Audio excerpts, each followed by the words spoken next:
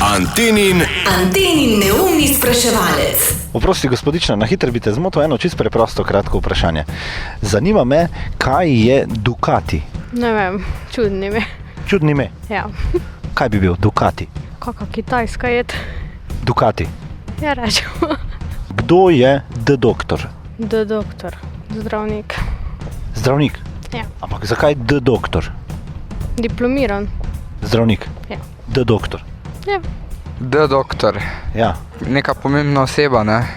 Izobražena. Aha, in kakšno delo meniš, da upravlja ta doktor? Lahko je zdravnik, lahko je pravnik, mogoče kaj takega. Mogoče veš, kdo je Valentino Rossi?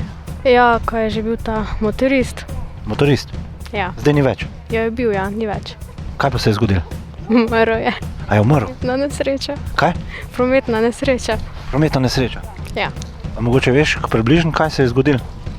Ne, ko ne gledam tega. Sam veš pa, da je umrl v prometni nesreči. Vem, ja. A mogoče veš, kaj je Pony Express? Pony Express. Ja.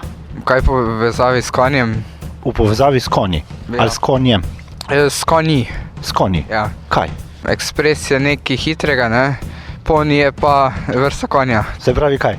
Hitri konji. Hitri konji. Ja. Majhni hitri konji. Majhni hitri konji, ja.